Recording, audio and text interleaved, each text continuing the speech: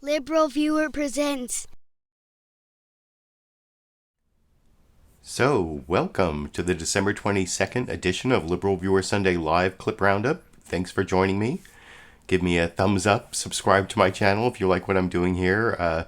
Tonight I picked out the weekend's 14 best, most newsworthy clips from the Sunday morning news analysis shows from the big five corporate outlets of ABC, NBC, CBS, CNN, and Fox News, the so-called corporate media here in the United States, for what should be a really educational, informative media criticism and political commentary show for you all tonight. I've got my clip list of my 14 clips at a link down in the video description if you want to follow along on my notes. Impeachment is again the main topic I'm covering this week, because Trump was impeached this week. House of Representatives voted pretty much on a strict party line vote, which means like 230, 229 votes from the House to impeach Donald Trump. 2 articles of impeachment passed by the House of Representatives, one for abuse of power, the other for obstruction of Congress, and has to do with the whole Ukraine scheme where Trump held up military aid and an Oval Office visit and other signs of support for Ukrainian President Volodymyr Zelenskiy, trying to get him to announce investigation into the Bidens and into this whole Crowdstrike 2016 DNC conspiracy theory. If you've been paying attention, that's been going on since September. And the next big step will be whether the Senate holds a trial with witnesses and with documents that so far the Trump administration and Trump has not been willing to reveal, like his White House chief of staff or acting chief of staff, John Bolton, who was national security advisor, a couple OMB officials. You'll hear about an email from one of them coming up. But impeachment was also covered on the last Saturday Night Live of 2019, which I think I said last week by mistake, but this week I really mean it. Eddie Murphy returned to host the show. I thought I loved Eddie Murphy back in the day when he was a cast member, and I like seeing some of the old characters. I saw, I think, one of my regular viewers saying that Eddie Murphy wasn't funny except for Mr. Robinson's Neighborhood. Gumby wasn't funny. I thought Gumby was exactly what Gumby used to be. And, of course, no mention of buckwheat. I like the buckwheat, but Eddie Murphy wasn't in the cold open. It was Alec Baldwin as Donald Trump, Kate McKinnon, who had played Elizabeth Warren, switched around real quick to be Nancy Pelosi after you see Jason Sudekis as Joe Biden in this sort of imagining of Trump crashing the Democratic candidate debate on Thursday in the first clip that I will show you and talk about with you after. You can watch the whole thing as usual at a link down in the video description. This is about a little less than a minute near after they go through all the candidates, or most of the candidates. This is the clip I wanted to talk about with you after we watch together over here. Listen up, bucko. I challenge you to a push-up contest. Talking me, you, shirts off, nips out. First guy to do one wins. What do you say? Go ahead. I'm not afraid of anything. Oh, you sure you're not afraid? Oh, my God. Nancy Pelosi, I thought it was Krampus. Hey, did you read the letter I sent you? Oh, the one that was 6 pages, single-spaced, like a serial killer? No, I didn't read it. I'm sorry. But I brought you 2 gifts, Mr. President. They're the articles of impeachment. Oh, great. Give it to Mitch in the Senate, and everything's gravy, baby. Okay, but here's the thing. You know how sometimes you get a gift and you like it so much you want to just keep it as a gift for yourself? You can't do that. Watch me. Good luck at the State of the Union.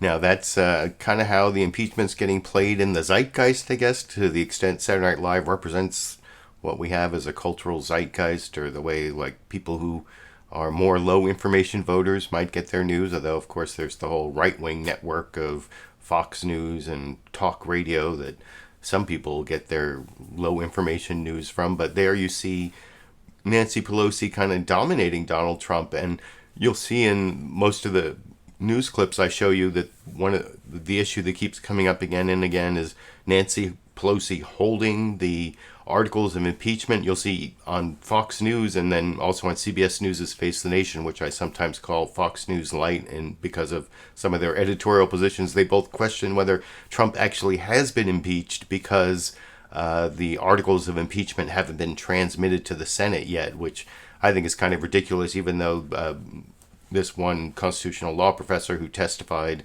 before the House Judiciary Committee apparently said that to make an impeachment official, they have to be transmitted. That was Noah Feldman. That will come up in one of the questions.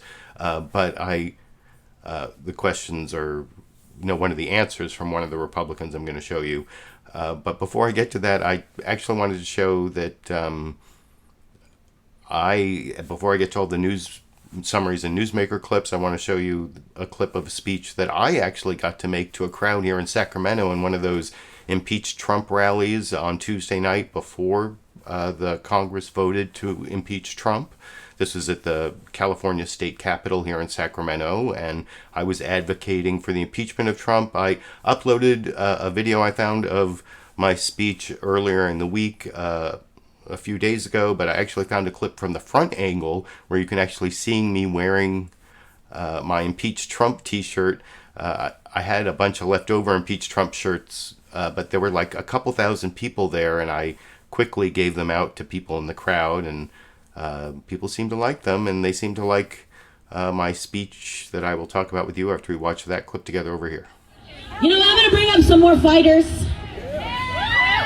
I really want to thank the ACLU. Let's hear it for the ACLU. They have been fighting getting little toddlers, attorneys. Thank you. Thank you so much. Let's hear it for Alan Ash, who is the chair of the Sacramento chapter of the ACLU. Welcome, Alan.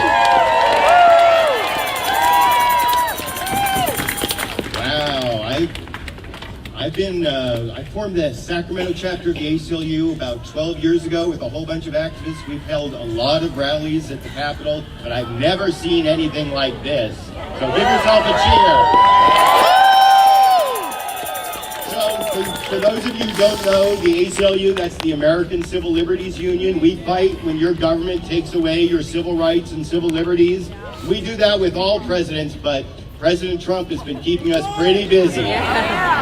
So that's right, we fight Trump. Like when Trump proposed the Muslim ban in his first week as president, we fight Trump. We fight Trump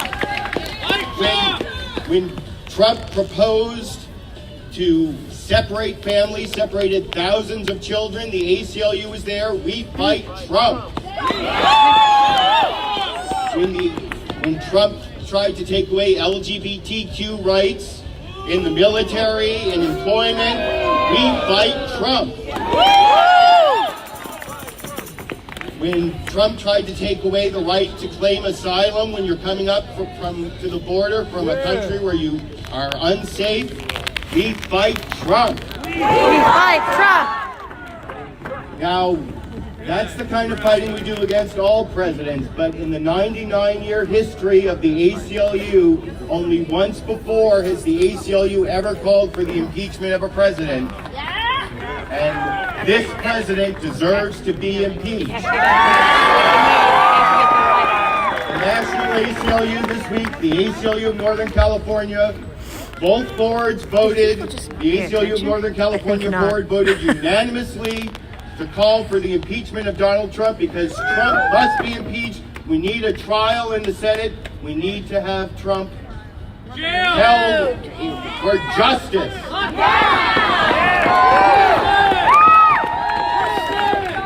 Now, I don't want to take too much more of your time. It's getting kind of cold out here.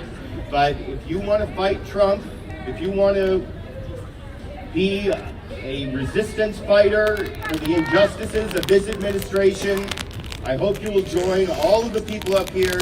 I hope you will call your members of Congress tomorrow when the vote is happening, and you fight Trump. You call for the impeachment of Donald Trump. Impeach Trump. Impeach Trump. Impeach Trump. Impeach Trump. Impeach Trump. Impeach Trump. Thank you.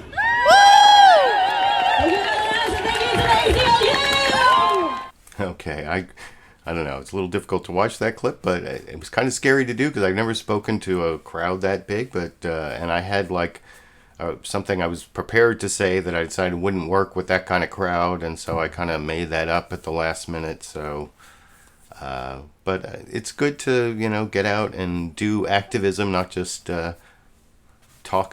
do political commentary and media criticism on YouTube all the time. There, you know, that you have to like live your politics, and that's me, I guess, living my beliefs and representing the ACLU in that case. Although, of course, the opinions I express here are my own opinions. I rarely get to speak on behalf of the ACLU. But anyway, I wanted to show that, and now I want to get to the news clips about. So you saw the impeached Trump shirts that I was wearing, and the shirts actually worked. We did impeach him. So I don't know if you can give the shirts all the credit, but those shirts were very popular at the rally, and the rally was very boisterous in favor of impeaching Donald Trump, although I guess it was kind of a fait accompli, and that seems to be the theme in multiple news summaries here. I think, if I look at my notes here, impeachment was predictable, but the next step's not so. You know, don't know what the Senate's going to do. We don't know what Chief Justice John Roberts is going to do. We know if there's going to be witnesses, evidence. There's the live introduction from Chuck Todd, and then he goes to his pre-recorded package. It's, of course, the most extensive, usually the best news summary of all the news summaries. It's almost 4.5 minutes long, and I will talk about it with you a little more after we watch that clip together over here. Good Sunday morning. After a week in which the President of the United States was impeached in a manner that seemed utterly predictable, it's worth noting that now there is much we do not know. We don't know how quickly a Senate trial will proceed, or if we'll hear from eyewitnesses who did not testify in the House. We don't know how Chief Justice John Roberts will react as he's pulled into the polarized politics of our time he has so carefully tried to avoid. We don't know if impeachment will act as a break in the kind of presidential behavior that led to this moment, or whether a Senate acquittal will act as an accelerant. And we don't know whether pro-impeachment Democrats in districts President Trump won or Republican senators in swing states will be rewarded or punished in November, or frankly how this entire episode will impact the presidential election. But we do know the impeachment numbers have barely moved. In our new NBC News Wall Street Journal poll, the impeach, don't impeach question is split right down the middle. 48% for, 48% against. Roughly where it's been for 2 months. 25% of adults surveyed say President Trump has done nothing wrong. 22% say he may have done something wrong, but it was not impeachable. 8% say Mr. Trump's actions regarding Ukraine are the first impeachable thing he's done, and 44% say he's committed impeachable acts before Ukraine. It's against this backdrop that the Republican master of the Senate and the Democratic master of the House are matching wits as they prepare for the president's trial in the Senate. The yeas are 230. A historic vote, but few minds changed. It's a no vote on impeachment day. We had like 195, Dan, to nothing, right? 83% of Democrats believe Mr. Trump should be impeached and removed from office, as do 50% of independents. Only 8% of Republicans do. That divide is playing out in the standoff over a Senate trial between two masters of political chess. On Thursday, House Speaker Pelosi made it clear she will not formally name impeachment managers and transmit the articles to the Senate until Leader McConnell unveils the rules of a Senate trial. Our founders, when they wrote the Constitution, they suspected that there could be a rogue president. I don't think they suspected that we could have a rogue president and a rogue leader in the Senate at the same time. Mr. President, looks like the prosecutors are getting cold feet. Democrats want 4 witnesses to testify, including the president's chief of staff, Mick Mulvaney, and former National Security Advisor John Bolton. Is the president's case so weak that none of the president's men can defend him under oath? McConnell has prided himself on his iron grip on the Senate, holding open a Supreme Court seat for 11 months, denying Merrick Garland even a hearing. One of my proudest moments is when I looked at Barack Obama in the eye and I said, Mr. President, you will not fill this Supreme Court vacancy. Changing Senate rules to speed the confirmation of conservative judges and holding just 27 roll call votes on amendments this year. Democrats want to highlight that logjam, believing they can make him a foil in 2020 congressional campaigns. The Grim Reaper. Grim Reaper? Grim Reapers. The Grim Reaper. Grim Reaper's Grim Reaper. I'm not an impartial juror. This is a political process. Leader McConnell claimed the impeachment was motivated by partisan rage. This from the man who said proudly, I am not impartial. When he kind of sits there and says we have to be impartial, and in reality, the guy's trying to manipulate this for political advantage. I mean, at least McConnell's honest. McConnell also wants a speedy trial, but needs to protect members up for re-election who don't want to be seen as not taking the inquiry seriously. This was Senator Susan Collins during the Clinton impeachment 2 decades ago. I am willing to travel the road wherever it leads, but in order to do that, I need more evidence. I need witnesses and further evidence. McConnell also needs to keep Republican skeptics of Mr. Trump on board. I'm going to be talking to colleagues, listening to the leadership, and giving it a great deal of thought. And up for re-election himself in a Trump-friendly state, McConnell needs to please the president. I just left President Trump. He's mad as hell that they would do this to him. And joining me now is Vice President Pence's Chief of Staff and the President's former Legislative Director, Marc Short. Mr. Short, welcome back. And I will have one clip of Marc Short coming up. Actually, that's the final clip where Chuck Todd asks about some of the new evidence that's come out in FOIA-revealed emails about 90 minutes after the fateful July 25th phone call between President Trump and Ukrainian President Volodymyr Zelenskiy. This one OMB official who they're trying to get to testify sent out an email saying, hold the Ukrainian aid, but don't tell anyone about it because this is very sensitive.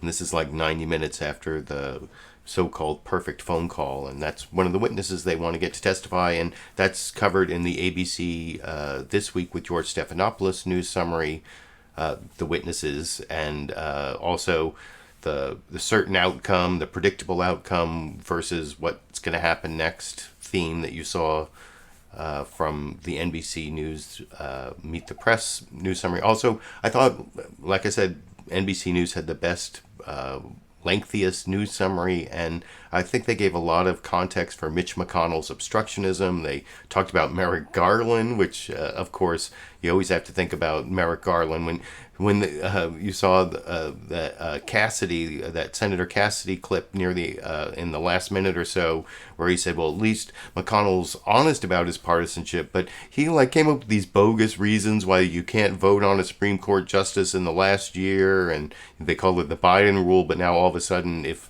there happens to be a vacancy at any time that there's a Republican Senate and Trump is president, McConnell's going to fill that. And anyway, there's a lot of immoral realpolitik going on, but I want to get to the ABC News This Week with George Stephanopoulos news summary, and like I said, Martha Raddatz did a good job of covering some of the same ground in a lot less time, talking about the witnesses, talking about the impasse, and reminding everyone, if you read they say 67 senators, but it's actually 2/3 of the senators present. That's my one critique. I will talk about a little more after we watch this much shorter news summary from ABC this morning over here. Good morning and welcome to This Week. An all but certain outcome now on hold. 4 days after the historic impeachment vote in the House of Representatives, the roadmap for the trial of President Trump still in question. As Congress was leaving for its holiday recess, Speaker of the House Nancy Pelosi is taking an unexpected gamble, delaying sending the articles of impeachment to the Senate, charging Trump with abuse of power and obstruction of Congress, thereby preventing the triggering of the Senate trial, an attempt to shape the process and gain leverage in the Senate. The Democrats are demanding that Majority Leader Mitch McConnell call key witnesses, including White House Chief of Staff Mick Mulvaney and former National Security Advisor John Bolton, to testify. McConnell declaring on Thursday, "We remain at an impasse." What we do know, when a trial finally happens, 2/3 or 67 votes are needed to convict the president, an unlikely outcome in a Republican majority Senate. For more on this, we're joined by senators on each side of the aisle who will determine the president's fate. And we'll start with Republican Senator Ron Johnson of Wisconsin. Good morning, Senator. And I will have a clip of Senator Ron Johnson of Wisconsin a little bit later. that, if you're following along on my clip list, is clip 12, followed by Doug Jones, the Democratic senator from Alabama, in two clips. And Doug Jones kind of responds to Ron Johnson's Trumpian rhetoric, which they're both supposedly from swing states. I mean, Doug Jones is from a red state. Wisconsin's definitely a swing state, but Ron Johnson, when we get to that clip, you'll see, sounds very Republican. And Martha Raddatz there, like I said, she said 67 votes needed to convict, but actually, if you read your Constitution, it requires 2/3 of the senators present. So if they're not all there, it could be less than 67 votes. That you would assume everybody would show up for that vote, but you never know. I mean, a lot of those senators are old and stuff, so you never know how many senators are going to be able to show up at any particular time. And Martha Raddatz mentioned the two witnesses that they want to call that I could remember their names, Mick Mulvaney, the acting chief of staff, and John Bolton, the former national security advisor. And I can't remember those two OMB officials. Was it in the NBC News Meet the Press and I just missed it? It was in one of these news summaries. I don't think it's in the CNN State of the Union, but it might be. That's the next news summary I want to show you, which is about, the stalemate on impeachment and the Pelosi putting everything on hold. No Senate deal. President wants a trial. That's in this clip that I will talk about with you a little more, even shorter. The shortest of the news summaries I'm going to show you from, and at the beginning of State of the Union, they always say, what is the State of the Union this week? Well, this week it's at a stalemate. That's why I said stalemate earlier, which I'll talk about with you a little more after we watch that clip together over here. Hello, I'm Dana Bash in for Jake Tapper in Washington, where the State of our Union is at a stalemate. President Trump impeached by the House of Representatives for abuse of power and obstruction of Congress, but the process is still at a standstill. Congress went home for the holiday break, and House Speaker Nancy Pelosi is still holding the articles of impeachment and will, she says, until the Senate agrees on what the trial will look like. Senate Majority Leader Mitch McConnell says, no skin off my back. He's in no rush for an impeachment trial, and he's holding off Senate Democrats who are demanding a pretrial deal to call witnesses. As for the president, he is eager to mount a strong defense. Assuming a Senate trial does happen, the Democratic senators also running for president will have to balance serving as impeachment jurors with precious time on the campaign trail. The Iowa caucuses are around the corner. With me this morning, one of those senators working hard in Iowa, hoping her buzzy debate performance this week helps draw more support there. So Amy Klobuchar, you see there, is... Amy Klobuchar was on a couple shows. She actually read the email from the OMB guy whose name maybe I'll Google it while I play the next clip, because I keep trying to remember who it is. And I swear it was in one of these news summaries. I suppose it might be in the Fox News news summary from Rich Edson that comes after Chris Wallace. Like I said, only Fox News and CBS News' Face the Nation, which sometimes seems like Fox News Light, mentioned this idea that maybe Trump wasn't really impeached. And you'll see Chris Wallace mentions it in the introduction here to the news summary. A lot of the news summary, like I always say about Fox News, seems like it could have been written by the White House press office. Like they talk about Trump taking a victory lap and all of his big accomplishments and the economy. And anyway, there's... For an impeached president, he's getting a lot of really good coverage from Fox News, which I will talk about a little more after we watch the final news summary together over here. And hello again from Fox News in Washington. A bruising fight is now shaping up between the Senate and House over the impeachment of President Trump. House Speaker Nancy Pelosi says she won't send the articles of impeachment to the Senate until the two parties there agree on the rules for a trial. But if the articles are never sent over, does that mean the president was never actually impeached? In a moment, we'll talk with Marc Short, the chief of staff to Vice President Pence. But first, let's get the latest from Rich Edson at the president's Mar-a-Lago retreat in Florida. Rich. Chris, President Trump begins 2 weeks in Florida taking a victory lap, even though just days ago, the House voted to impeach him.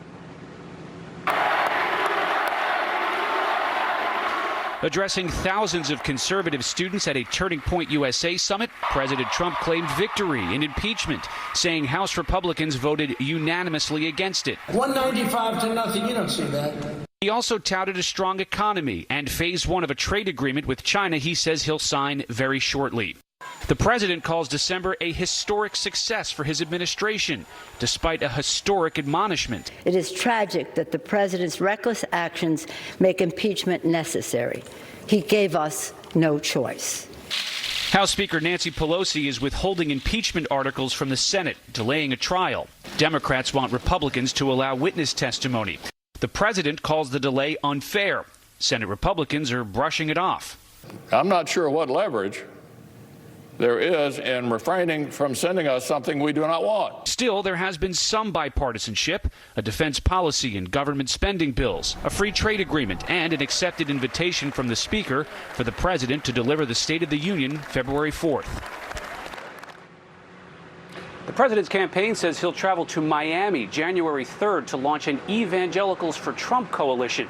Evangelicals have widely supported the president, though in a surprise piece, an editorial last week in Christianity Today, the magazine said the president's conduct merits impeachment and removal. Chris? Rich Edson reporting from Mar-a-Lago. Rich, thank you. Joining us now. Well, at least they mentioned the Christianity Today thing, but a lot of that, like I said, looked like it could have come from the White House press office. They mentioned the possibility Trump wasn't even impeached and all of his victories. And, oh, by the way, the OMB official whose name I was trying to remember, I looked it up. It's Michael Duffy. He's the one who wrote this email on July 25th, 90 minutes after the fateful phone call, the perfect phone call, as Trump calls it. I probably shouldn't call it that because that's like the Trump label that he's trying to get everyone to remember. And every time I repeat it, I'm helping him out by doing that. But that right after 90 minutes after the Trump phone call, Michael Duffy sent this email saying, hold the Ukrainian aid and don't talk to anyone about it. But that'll come up in a clip that I'll be showing a little bit later, but I want to show this clip from Fox News Sunday that, I just criticized Chris Wallace for being one of two of the corporate news outlets that mentioned the fact that Trump might not be impeached. And you'll see he brings it up here again when he's talking to Representative Debbie Dingell.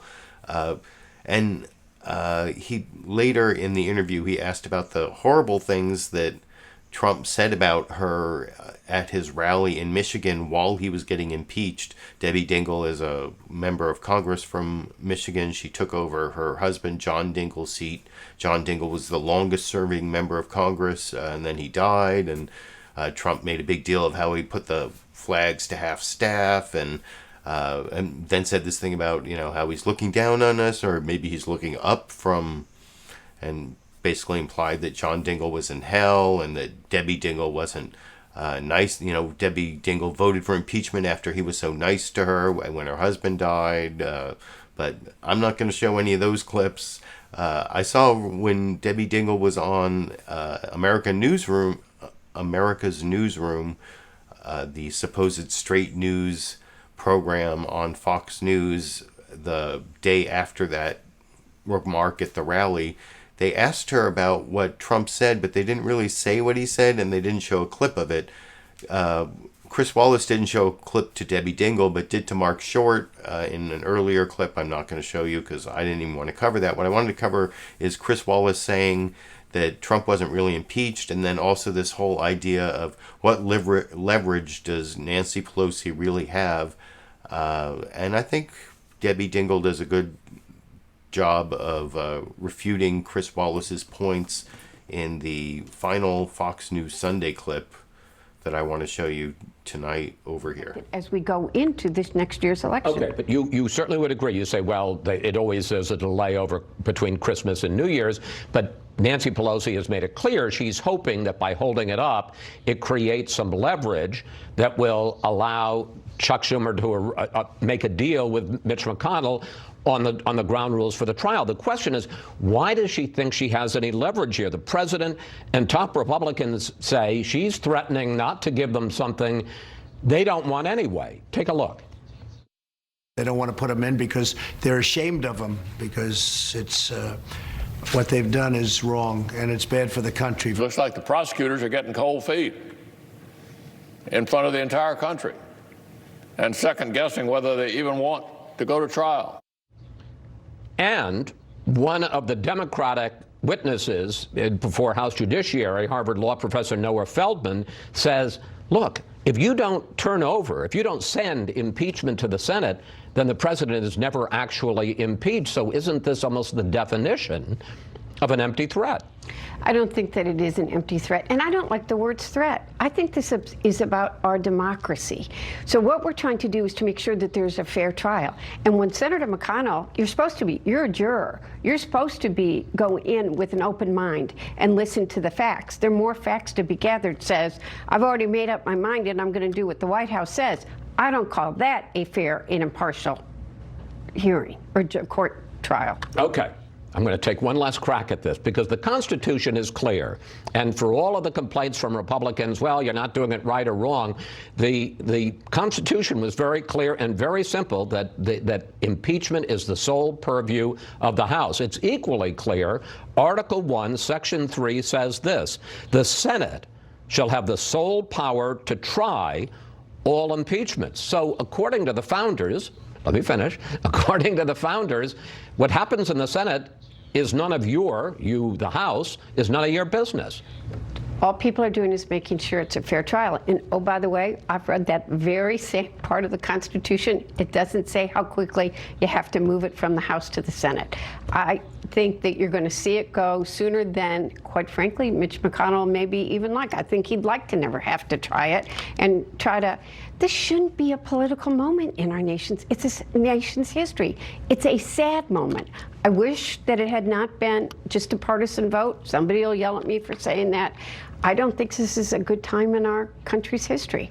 But we do all take an oath of office that requires us to protect our democracy and our national security. All right. So we're going to turn now to a subject that... And that's actually where he turns to the whole Trump speech slamming her dead husband in her first Christmas as a widow. I don't know. You talk about the Christianity Today article saying that Trump is not a moral person. If you spend any time reading the Bible, not only do they say to, welcome the stranger, which, if you know Trump's immigration policies, they're not very Christian.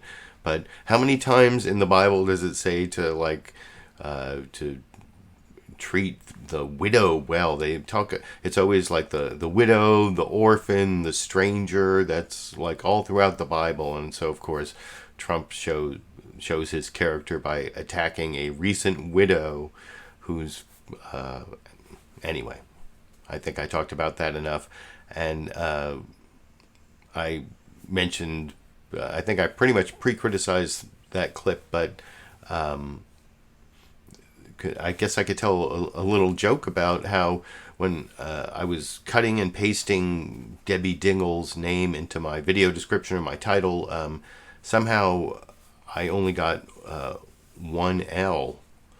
I think I left one off when I was copying and pasting, and so I was looking at it, I was like, because there are two L's in the last name Dingell, and so I'm looking at him saying, what happened to my Dingell L? And then it being, the Christmas season, I was thinking, Dingell L, Dingell L, Dingell all. Well, I think you get the joke. It reminds me of how good Eddie Murphy was as Buckwheat. Did you see the Buckwheat skit? But anyway, I digress, and now I want to move on to the one CBS, well, no, there are two CBS News Face the Nation clips I want to show you. And the first one is Roy Blunt, the senator from Missouri, answering a question from Margaret Brennan. Like I said, sometimes CBS News Face the Nation seems like Fox News Light, and they were the only other network to bring up this idea that Trump wasn't really impeached. Oh, that was the thing I wanted to say about what Chris Wallace said. He brought up the Constitution and talked about how the Senate has the sole power of impeachment. Well, the whole idea that Trump isn't impeached because Nancy Pelosi hasn't named who the House managers for impeachment in the Senate trial are going to be, that's ridiculous, because Article 2, Section 4 says the House has the sole power of impeachment. That is not the Speaker of the House. It's the House itself which voted to impeach Trump. That's why Trump has been impeached. I don't care what constitutional law professor Noah Feldman says, and Trump has been impeached. That's my legal opinion. Anyway, and you can look at your own constitution yourself. Now the House rules give Nancy Pelosi the power to name who the House impeachment managers are going to be, and she can try to use that as leverage. However, Chris Wallace scoffed at that in his questioning with Debbie Dingell. But I now want to move on to the CBS News Face the Nation clip I was talking about earlier, where Margaret Brennan also brings up this theory that Trump hasn't really been impeached because Nancy Pelosi hasn't transmitted the articles yet. And even Roy Blunt, the Republican senator from Missouri, who seems to be a big Trump supporter, in a clip I'll show after this one, but here he is saying that, that's kind of ridiculous, even as a Republican, over in this clip. Good morning and welcome to Face the Nation. We begin today on that impasse between the House and the Senate, and there's also one between Republicans and Democrats. Missouri Republican Senator Roy Blunt is here, as is Maryland Democratic Senator Chris Van Hollen. Good morning to both of you gentlemen. Senator Blunt, first off to you. Do you agree with the president's declaration that he hasn't actually been impeached? Well, I've actually heard some constitutional scholars suggest that you're not impeached until the House sends the articles over. I don't know that it's a distinction worth arguing about. The House will send the articles over. We are going to hear this case, both from the House managers and the President's counsel. I would argue with the President's counsel for the first time they get a chance to make their case, and I believe we'll be doing that in January. So there's no question for you that Speaker Pelosi will transfer these articles? I actually think this is a mistake for the Speaker to continue to dwell on this issue. I don't think it's worked out that well for them politically. I actually don't think the Speaker, who has great power in a lot of cases, has the power to decide not to send over the determined will of the House of Representatives. They have voted. They have voted on 2 articles. They need to come and defend those 2 articles. Well, back during the Clinton. So, like I said, I pretty much pre-criticized that clip, and I forgot to mention how they have both Roy Blunt there, and then also Chris Van Hollen, the Democratic senator, who I think actually does the best defense of the current Democratic strategy, but that's not coming up till clip 11. We just watched clip 8. But they are actually both sitting there. You saw Chris Van Hollen was actually sitting on the other side of the table during that interview, and Roy Blunt stays there during Chris Van Hollen's interview. They used to, on the Sunday morning news analysis shows, they used to have 2 people from the 2 parties on, and they would argue back and forth, but that ended pretty much.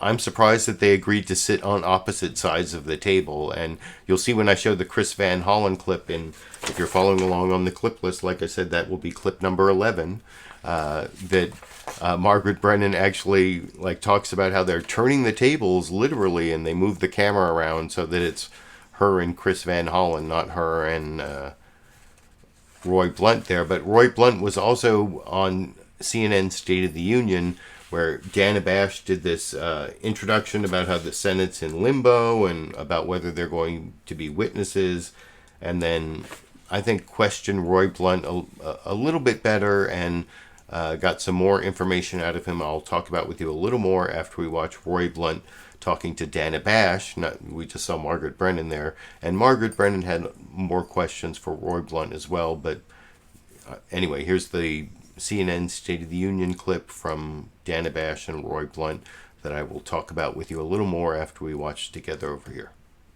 Welcome back to State of the Union. I'm Dana Bash. The Senate is headed into the holidays in limbo over the president's impeachment trial as the parties square off over calling potential witnesses to testify. Joining me now is a member of the Republican leadership, Senator Roy Blunt. Thank you so much for coming in this morning. You've been in Congress a long time. I have. You have relationships across the aisle. So what is your sense? Are you going to come up with a deal so that this trial is going to start early January? Yeah, I think a deal is easy to come up with, and we've even got the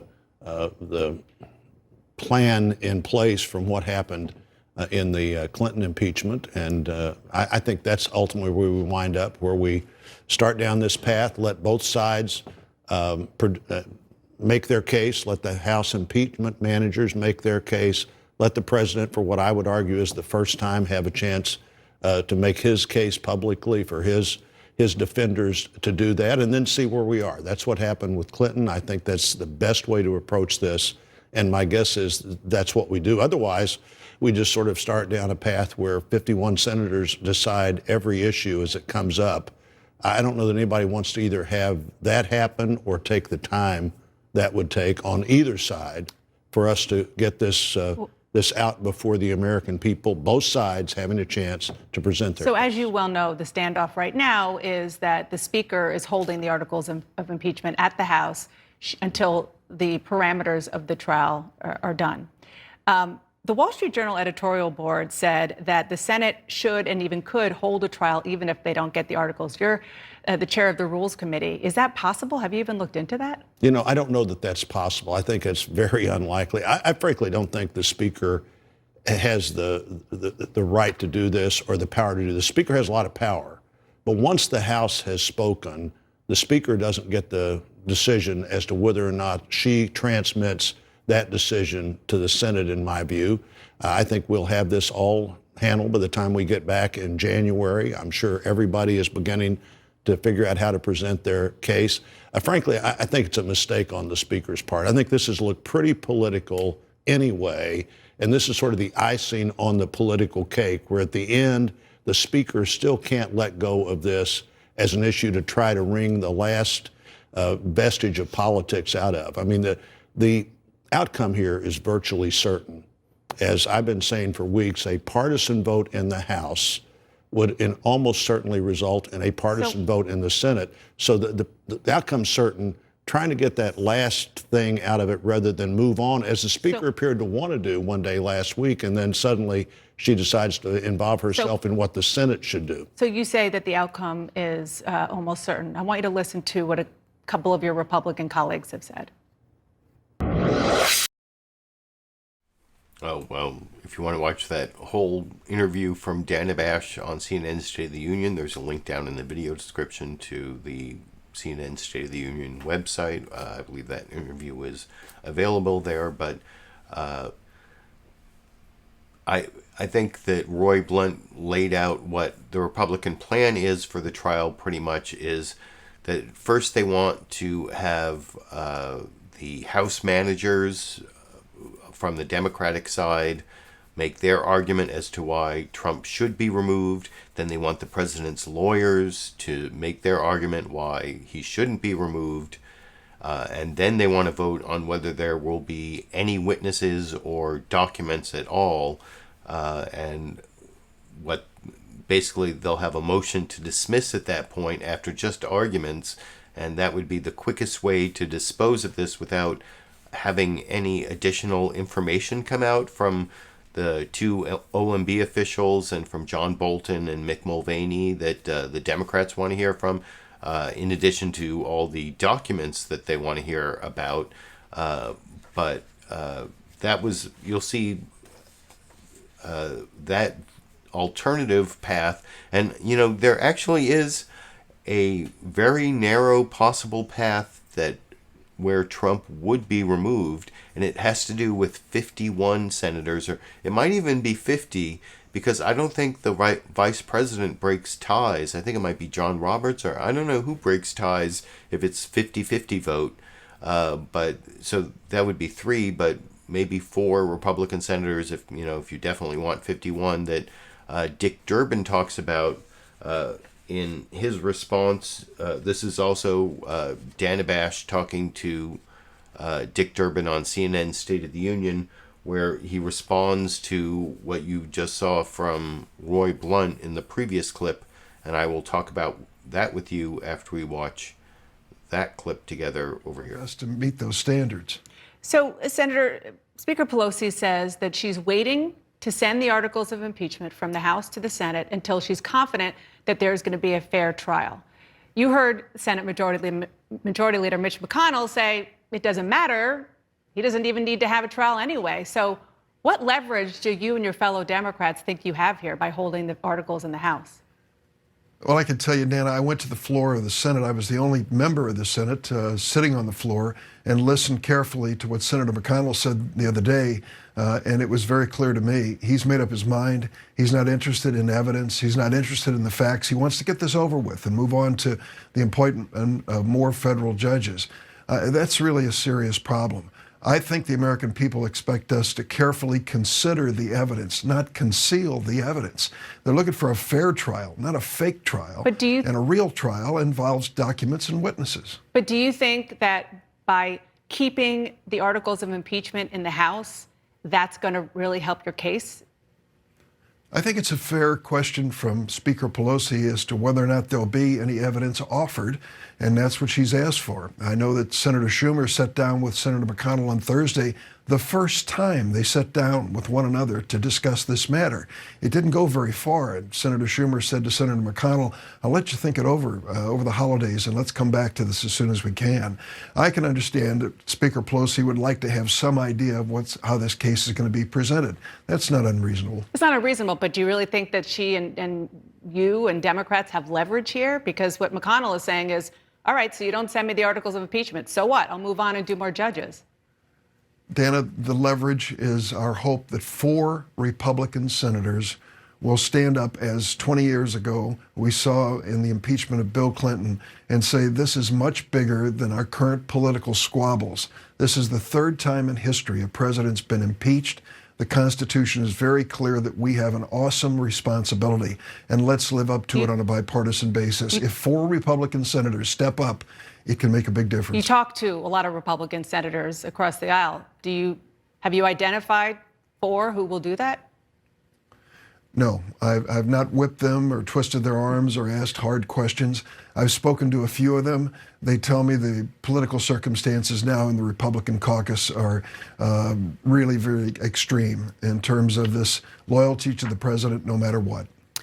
So, Senator, during President Clinton. So is it 4 or is it 3? Or, of course, there's the possibility that there will be 1 or 2 Democratic senators that don't vote for removal. Joe Manchin of West Virginia is one possibility. Doug Jones, who I have a clip, the Democratic senator from deep red state Alabama. I have a clip of him coming up in a few clips. But before I get to that, I want to show the Democrat who I think did the best job of refuting Republican talking points, including how, Obama and Bush did things worse than what Trump's being impeached for. And, especially the whole obstruction of Congress thing is just, asserting his executive privilege like every other president, even though Trump has asserted this absolute immunity thing. Well, I think Chris Van Hollen, the senator, is he from Maryland? I think he might be from Maryland. He did the best job of refuting Roy Blunt and the Republican talking points that you've been seeing in earlier clips, which I will talk about with you a little more. Oh, this is Chris Van Hollen is on CBS News' Face the Nation, and this is what I was talking about earlier, where they didn't really interact, but they were sitting on separate sides of the table with Margaret Brennan, and they actually rotate the camera and literally turn the tables, as Margaret Brennan says in the intro here, which is like a weird phenomenon, especially if you've been watching these news shows as long as I have, where they used to have Republicans and Democrats interacting. Well, occasionally they still do that, but usually not senators, not like marquee partisan. I don't know why it was that they wouldn't interact, but Chris Van Hollen, I think, makes the best points on CBS News' Face the Nation that I will talk about after we watch that clip together over here. Senator Blunt, thank you very much for your time. Great to be with you. And we now turn to the other side of the table, literally and figuratively, Maryland Democratic Senator Chris Van Hollen. Good to have you here. It's good to be with you, Margaret. So you just heard Senator Blunt lay out his position. You were one of the first senators to publicly float at least this idea that the Speaker hold on to those articles and not immediately transfer them. Can you explain the strategy? What is this leverage? Sure, absolutely. And first, just to be clear, the conduct we're talking about from President Trump has no parallel in the conduct of anything that President Obama or President Bush did. And his claim of absolute immunity is unprecedented. No president has ever claimed that. So Speaker Pelosi is doing exactly the right thing. She is focusing a spotlight on the need to have a fair trial in the United States Senate.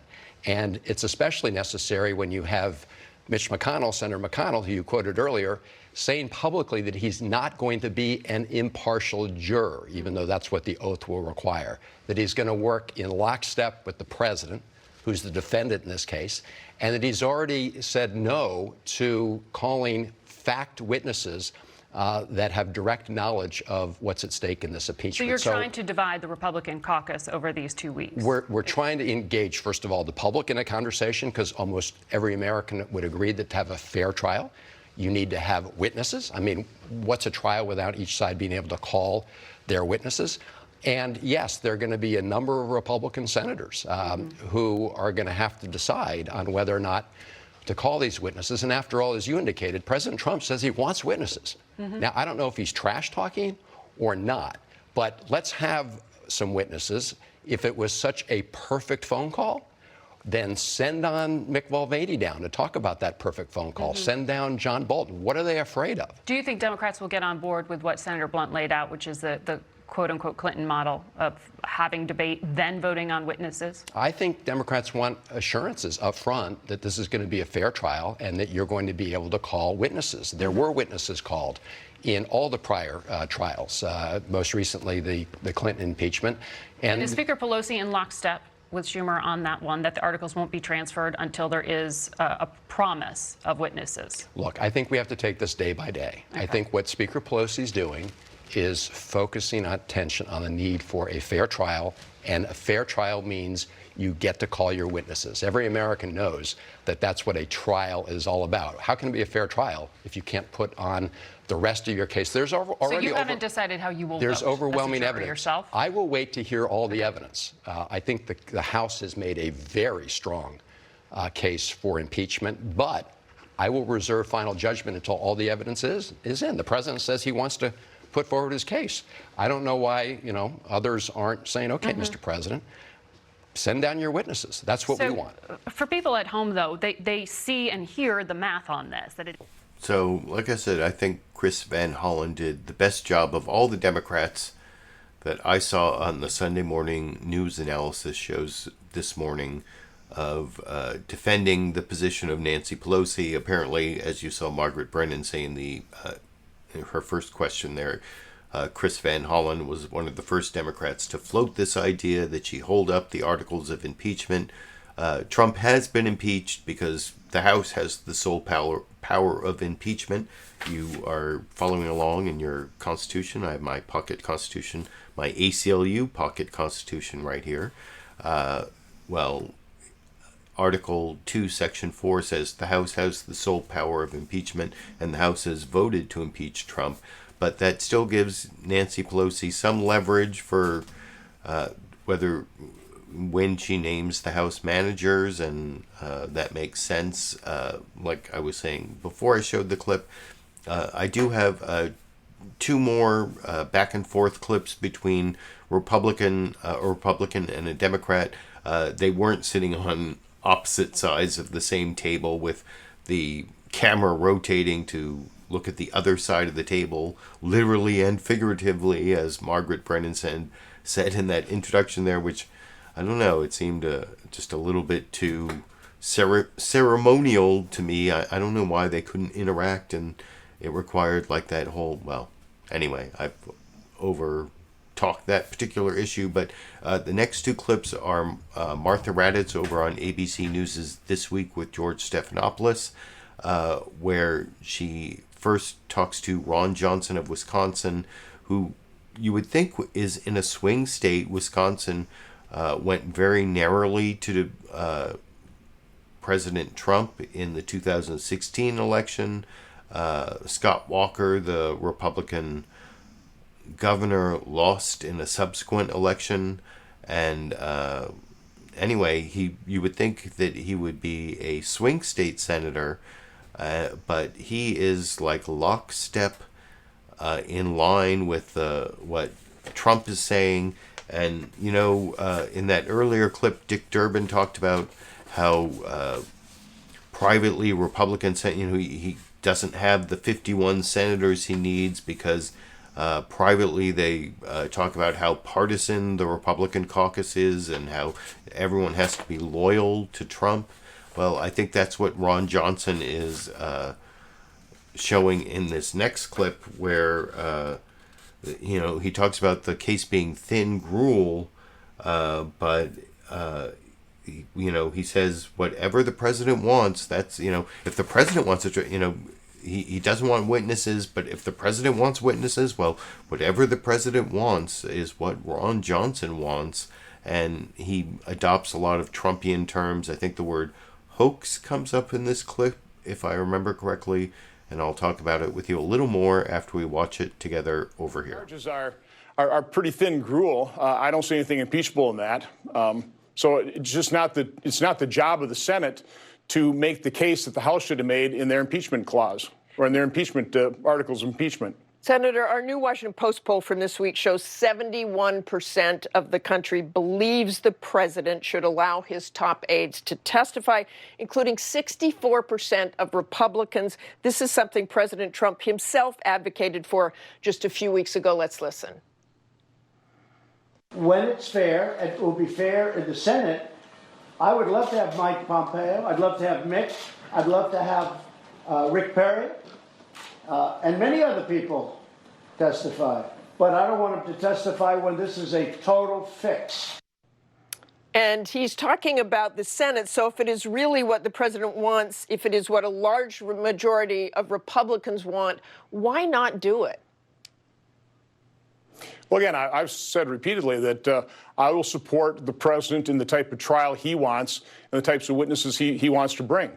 But again, I also think it'd be totally appropriate to have the House put on their case, the president put on his case, and then decide what we're going to do after that point. And why do you think it would be messy and unproductive to have witnesses or change anything? That's something you've also said. Well, first of all, I've been conducting an oversight into related matters since literally March 2015. Started, you know, my committee's work started with the Hillary Clinton email scandal, the FBI's investigation of that. That, in many respects, morphed into the whole Russian collusion with the Trump campaign hoax. We just held a hearing with Michael Horowitz last week. There's an awful lot of troubling problems with what happened inside those investigations. A lot of damage being done to our democracy right now, Martha, is what we're now talking about. So, you know, we can obsess on this impeachment, we can obsess on the trial, but what I'm trying to do is I'm trying to get the American people the truth of what all happens. Something very strange is happening. You've got 45% of the American public that completely support the president, that support is strengthening. 45% really don't, obviously, you know, he's not their cup of tea, let's put it that way. 10 to 20% of the American people in the middle are just asking what is pulling off. I'm trying to answer those questions. Well, let's go to some new questions. There are new emails released. And the new emails released will that Ron Johnson responds to in the interview after the clip I showed. That's going to come up in the Marc Short interview clip from NBC News' Meet the Press I'm going to show in the clip after next. But you saw Ron Johnson of Wisconsin. I mean, he talked about the 10% middle voters, which he needs to get reelected in Wisconsin, a swing state. But other than that, he seemed very subservient and loyal to the President Trump position. Doug Jones, the Democratic senator from Alabama, which is sort of a once-in-a-lifetime type occurrence to have a Democratic senator from Alabama after the Dixiecrat era, now that all the racist Democrats have migrated over to the Republican Party years ago. So Democrats don't get elected in the deep red South anymore, but Doug Jones did it because he was running against someone who was alleged to be a, I don't know, is pedophile the right word, or underage statutory, well, I don't want to go into all those issues again, but Doug Jones, I think, does a good job of refuting the thin gruel argument you heard from Ron Johnson there, and I'll talk about that with you a little more after we watch the penultimate news clip together over here. Good morning, Martha. Thanks for having me. Thank you for joining us. You heard what Senator Johnson just said. He said it's a thin case going to the Senate, thin gruel. He dismissed those new emails. What's your reaction to that? Well, I think Senator Johnson, who's my friend and next-door neighbor in the Hart Building, just made the case of why we should have witnesses. If he really believes it's thin because the President of the United States ordered his top people who were in the room, who have firsthand knowledge, not to testify. He ordered documents not to be turned over. And so I think that what the American people deserve, regardless of what they believe about how the House proceedings went forward, the American people in the United States Senate deserve to have a full, fair, and complete trial. And that means witnesses. It means documents. It means getting the information out now in this very, very serious matter, and not over the course of the next few months in Senator Johnson's committee or Senator Graham's committee or next year in John Bolton's book. We need to have the information now, full, fair, complete, so the American public and the members of the United States Senate can do this. Senator, let's talk about that question of now. Senate Minority Leader Chuck Schumer has said that he supports Speaker Pelosi's approach of holding back the articles of impeachment to try to build leverage with Senate Republicans on securing witnesses in a trial. Do you support that tactic? Well, I certainly don't think it's unfair for her to do that. Let's put it in the proper context of history. You know, the Clinton articles of impeachment were voted on around December 17th. They didn't come over to the United States Senate until around January the 6th or 7th, some 3 weeks later. There was a change in Congress. So there's nothing magic about moving these articles immediately. I think what the Speaker is doing is to say, what are the rules going to be when I send House managers over there? What kind of playing field are we going to have? What is the timing of this? How are we going to do it? I don't think that that's unreasonable to try to just simply ask that the Senate Majority Leader and Minority Leader sit down, establish those rules going forward before she sends the articles over. She's not going to hold these forever, Martha. We're going to see these relatively soon, but I don't think it's unfair to ask what are the rules that we're playing by when we go and we get these over here. Unfair or not, this is very different than... And I think actually Senator Doug Jones of Alabama did a good job of defending his position, talking about how he hasn't made up his mind yet. There's a link down in the video description to the entire interview, as usual. ABC News is This Week with George Stephanopoulos, and he talks about how he's not thinking about politics.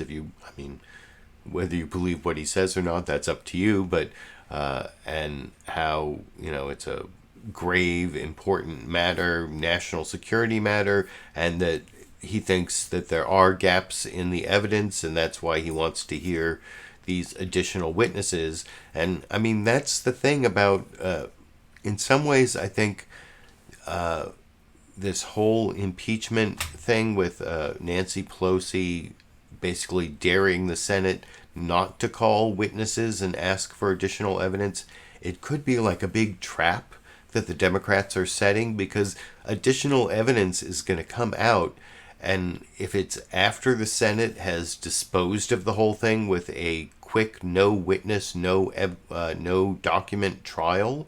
And then later, you know, John, you heard one of the things I liked about what Doug Jones said in that last clip is that he mentioned how, you know, we need to hear the evidence now, not when John Bolton's book comes out. Well, that's going to happen. John Bolton's book is going to come out. If it doesn't come out in the Senate trial, that could be really bad for Republicans who disposed of the whole thing. And then John Bolton reveals, oh, the drug deal gone bad was a total abuse of power, and there's been an obstruction of Congress, and all these Republican senators voted against those articles of impeachment. And you know, the OMB officials, Mick Mulvaney, eventually all of that's going to come out as well. Michael Duffy was the one who wrote this email 90 minutes after the President Trump, Ukrainian President Volodymyr Zelenskiy phone call. Michael Duffy wrote this email saying, you know, hold up the military aid, but keep it quiet, basically. And that's something that Chuck Todd asked Marc Short, who used to be Trump's legislative director. Now he's chief of staff to Vice President Mike Pence. He was on a couple shows this morning, the closest to a Trump administration official going on the shows to defend the Trump administration. And here's Marc Short saying that, oh, the whole 90-minute thing is just a coincidence, but later he talks about the aid was released just 10 days later. So 10 days is a causal link, but 90 minutes just a coincidence. In the final news clip I wanted to show you before I end the show with a bonus Dash and Sandy clip during the Democratic debate, and I'll talk a little bit about the Democratic debate that I didn't do a live stream on last Thursday, but here's the last news clip. Marc Short talking to Chuck Todd this morning over here. Make sure her moderate stayed in line on impeachment. Let me go back. We did learn perhaps a new important piece of the timeline having to do with when the aid may have been held with Ukraine. There's some FOIA requests that have surfaced, some emails, and I know you're aware of it this morning. And I know you guys have put out a statement, I think, about it, but I would try to understand.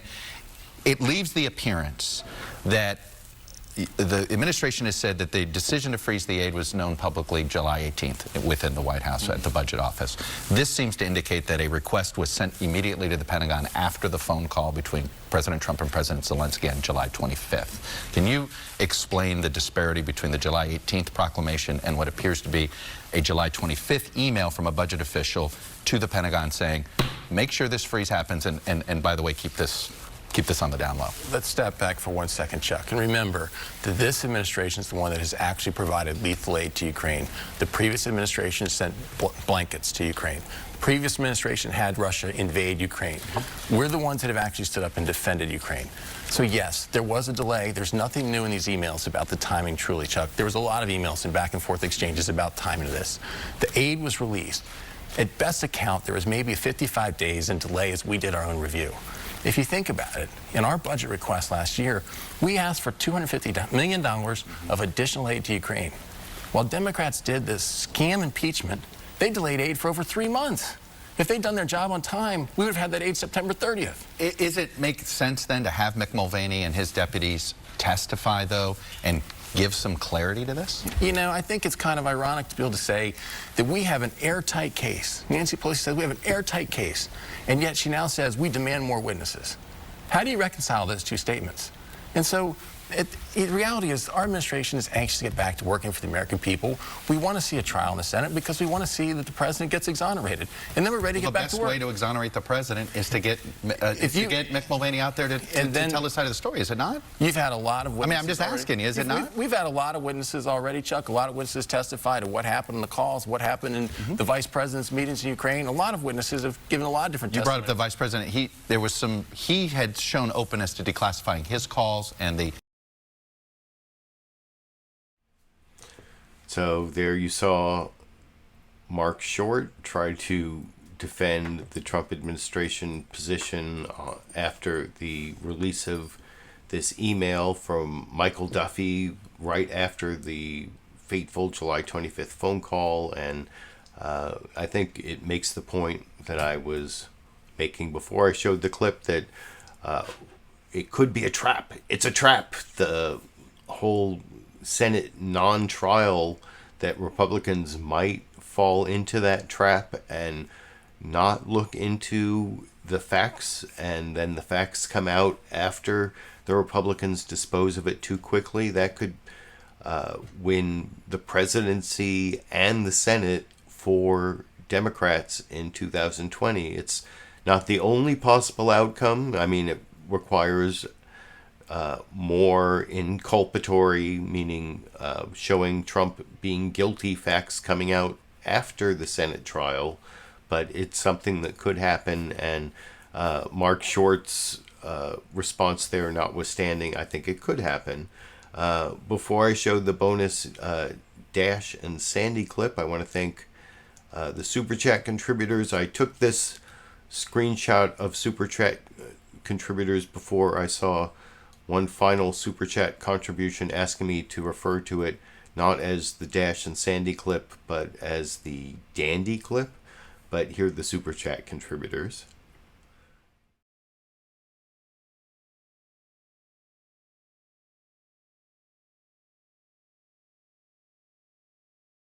So thank you for all that. Merry Christmas to those who celebrate that. It's also, I think, Happy Hanukkah, the first night tonight for people who have more Jewish traditions, and I guess Kwanzaa's coming up, and Festivus for the Seinfeld fans out there. Who knows what it is you celebrate or don't celebrate. I know there are a lot of atheists out there who don't celebrate. Well, I guess Festivus is also for atheists, but I appreciate all those wishes for the end of the year. Actually, there's going to be one more Sunday live clip roundup before the end of the year, and I did want to show this Dandy Dash and Sandy clip that I took. It actually isn't from today. I took this while I was watching the Democratic debate on Thursday between on PBS Politico. It's actually not live, and you'll notice it's a little sped up there. I think Joe Biden had his best debate, which isn't saying that much. Amy Klobuchar had a good night. Pete Buttigieg got the, front runner treatment, where though he gave as good as he got. Elizabeth Warren's been kind of deflating. Bernie Sanders had a strong performance. I almost thought of doing a roundup, but there are various things that happened that I don't want to go into that stop me from being able to do that. But here is Tom Steyer and then Andrew Yang. And, Andrew Yang is... I showed a clip of him when I did a debate clip roundup of the first debate, and I think it's an interesting juxtaposition between him and Tom Steyer. He kind of seemed like Tom Steyer seems in the debates now at his first debate, sort of like a deer in the headlights thing. But Andrew Yang is one of the most improved candidates in terms of his debate presentation. Tom Steyer is still kind of deer in the headlights, and here is a clip I captured of Dash and Sandy sort of interacting while I was watching Tom Steyer and then Andrew Yang in 40 seconds of the Democratic debate, the big wine cave debate over here. Across the country and clean up the air and water in the black and brown communities where it's so essential. So if you want to break the corporate stranglehold, beat Mr. Trump on the economy, and solve our climate crisis, I can deliver. And I'm asking for your vote. Sorry, my apology for interrupting. Mr. Yang. I know what you're thinking, America. How am I still on this stage with them? Our campaign is growing all the time because we are laser focused on solving the real problems that got Donald Trump elected in the first place. I spent 7 years helping create thousands of jobs in Detroit, Baltimore, New Orleans, and other cities, serving as an ambassador of entrepreneurship under President Obama. And I saw firsthand what many of you already know. Our country is falling apart. So there's the bonus Dandy Dash and Sandy clip that I took during the Democratic debate. I wish I'd had time to do a debate clip roundup. I don't know what's going to happen this week, but I will be back next Sunday and every Sunday for the foreseeable future with my Sunday live clip roundup. It looks like somehow I broke 500 live viewers this Sunday. I don't know if I got swept up in some weird YouTube search engine optimization phenomenon because of Saturday Night Live, or I don't know what it was, impeachment, but I appreciate all of the new viewers, old viewers, and I will be back next week and every week, like I said, for the foreseeable future. And until then, I guess I will be seeing all of you around the internet.